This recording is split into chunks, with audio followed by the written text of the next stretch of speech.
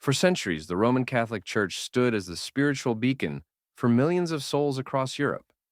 Its influence spread from the humble peasant to the powerful king, its reach far beyond the walls of the grandest cathedrals. But beneath the holy veneer, there existed a darker side, one rooted in corruption, cruelty, and the thirst for power. The Church, once a simple institution, had transformed into a political and economic powerhouse. The bishops, cardinals, and popes were not just spiritual leaders, but some of the wealthiest and most powerful figures in Europe. But with that power came greed that stained the purity of Christ's teachings. By the late Middle Ages, many church leaders lived in luxury, enjoying immense wealth and political influence. The clergy's lavish lifestyles often contrasted sharply with the suffering of the common people, leading to a growing sense of resentment. Simony, the buying and selling of church offices, was rampant, as high-ranking clergy members exchanged positions of power for money. A wealthy merchant could purchase the position of bishop, or a nobleman could ensure his son's ascension to a clerical post, regardless of that young man's devotion to God. Nepotism also plagued the church. Families with power or wealth often secured positions for their relatives, regardless of their spiritual calling. It was no longer about piety, it was about political connections. Perhaps the most infamous practice that emerged was the sale of indulgences. In exchange for money, people could buy their way into heaven, or, at the very least, reduce their time in purgatory. It was a get-out-of-jail-free card for the wealthy, while the poor were left to suffer.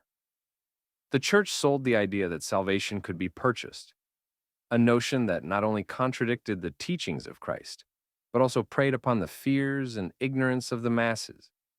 But it wasn't just the greed that stained the church's reputation. The Inquisition, a brutal campaign to root out heresy, became another instrument of fear and control. Thousands were tortured, burned at the stake, or executed for daring to question the church's authority. The Inquisition, though it targeted alleged heretics, often punished people for their beliefs, for their thoughts, for their very questioning of a powerful institution that had long claimed to be infallible. The Pope was not only the spiritual leader of the Catholic Church, but also one of Europe's most powerful political figures. The papacy wielded enormous influence over kings and emperors, demanding loyalty and often dictating matters of life and death. Excommunication was a weapon used to bring even the most powerful rulers to heel. To be cast out of the church was to be ostracized from society, as the Pope held the keys to both heaven and earth. But as the church's corruption grew, so did dissent.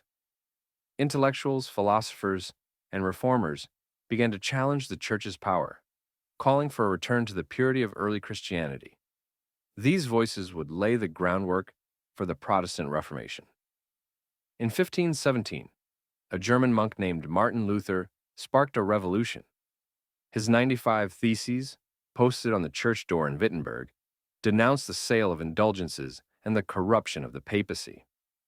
Luther's bold stand would ignite a fire that spread across Europe, ultimately reshaping the face of Christianity.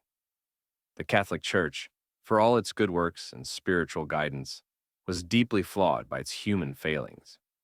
The centuries leading up to the Reformation were filled with darkness, greed, corruption, and a thirst for power that would eventually lead to a world-changing rebellion.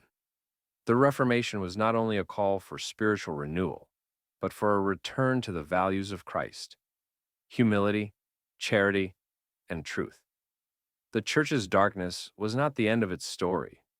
It was, instead, the beginning of a new chapter 1 in which reform and renewal would challenge the very foundations of religious authority.